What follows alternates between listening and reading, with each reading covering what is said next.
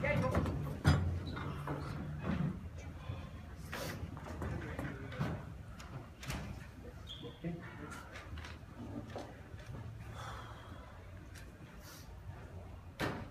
ahead and start with guys.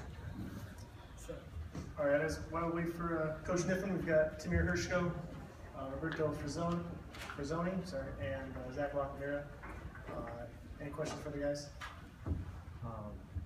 So this week has been midterms week for everybody. I just wanted to know what it's like different for you guys, like preparing this week as opposed to all the other games of the season.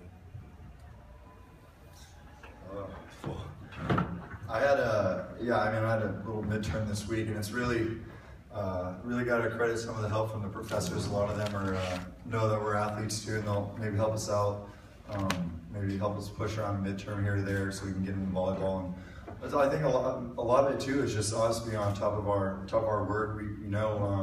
This is a big time for volleyball for us, but obviously school is even more important. So we got to do a really good job of time management and make sure our homework is done so we don't have to worry about that in the match. So, and our studying for our midterms and stuff. All right, Tamir, you're really big in that fifth set. I was just wondering, heading into the fifth set, what did you guys talk about in the huddle in between? Just start competing and play point to point. Let's bring the fire to the court, competing.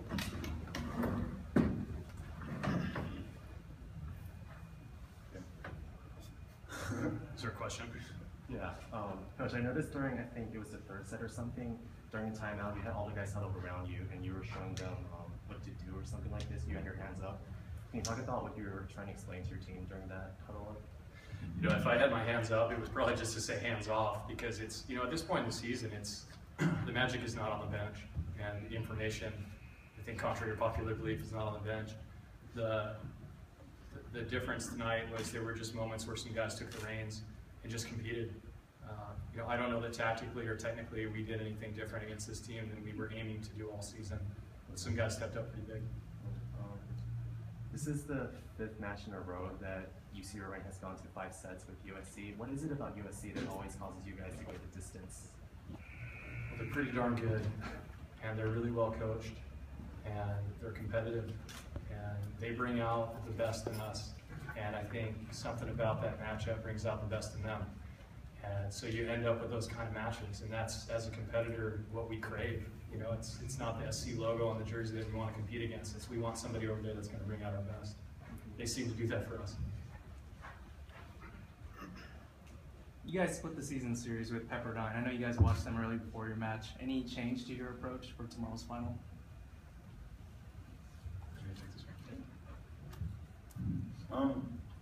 I don't think we really need to make any drastic changes. I mean, Nif talked to us around this time, and this is kind of the part of the season where it's not really we're going to be making huge changes or anything for each person we play. It's just maybe a little fine tuning here and there.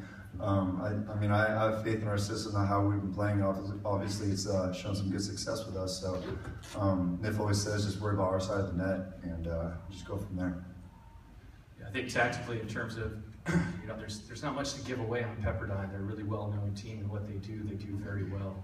I think from what I've seen this year, the match we had with them at their place, with the exception of some balls in Game 4 where that match got away from us a little bit, that was the highest level volleyball match I had seen all year. And so to be a part of that against a team like Pepperdine was pretty special. Again, I think anybody who's watched MPSF volleyball this year knows what Pepperdine does and just knows that they do it as well as anyone.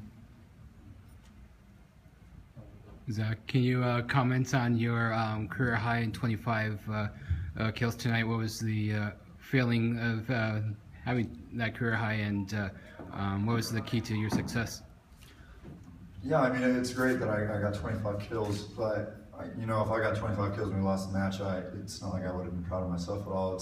I think I'm more proud of how our team played, and I feel like this match was a really big roller coaster, and how we came out in the fifth, kind of just forgetting about how maybe the previous game we didn't do so well in the fourth. And I think that's kind of, I took that to heart too. I know I had a good amount of errors. I think on the paper here it says I got like 11 errors, big thing for me is just kind of let that stuff go. And I know in my heart that I'm not very beneficial to my team if I'm tentative. And I realized that a little bit in the match. I had a couple tentative swings and it causing errors and obviously went to the other team. And really thought to myself that I just got to go for it. You know, that's the guys, I'm on the court to go for it. The guys that trust me and being able to go for it, and I have to be able to trust the guys and covering me or backing me up, say if I err. And I really just put faith in that and just swung for the fences, and luckily it worked out. Question for Roberto: how easy does Michael make it for you that he digs the ball so well? At 18 tonight. Well, it's great. Well, we just try to play a good system volleyball. I just put a straight block, and Michael is just amazing how he plays around me and just puts every ball in the air. So it just makes me more confident. I know that even if I'm not going to get a block, I know we can get a point out of it because Brinkley's going to be behind me. Sorry. And he's going to be just covering me all the time. And I let him know. I always tell him, Brinkley, you got me. You got me in this one. And I think it just, that's a big part of our UCI volleyball.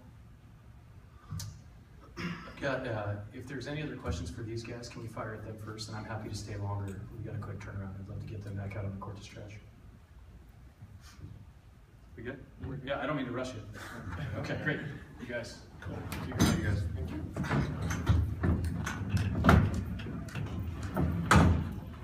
Not to be presumptuous, if there's nothing else for me, we're good too.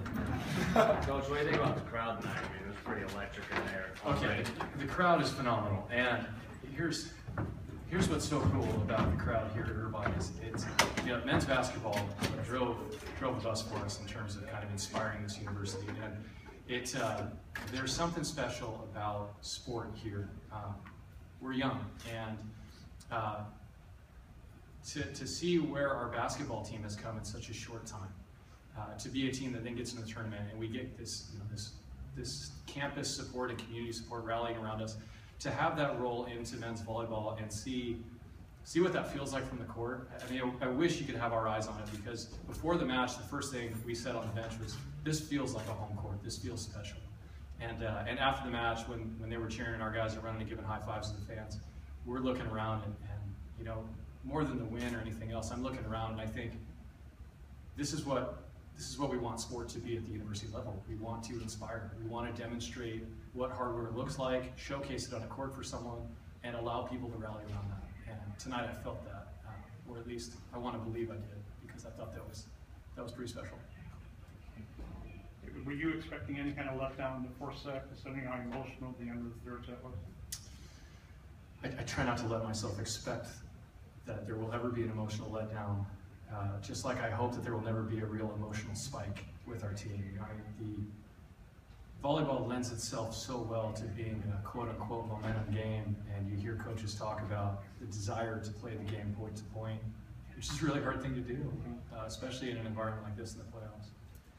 But I thought Zach's comment earlier was spot on. You know, he felt where he was being tentative, and he decided to make the change. So when you have a player address the team and say, hey, look, I'm just going to let it hang out today, I'm going to go for it, that's an inspiring moment where if there was any thought of letdown, that was erased when he opened his mouth.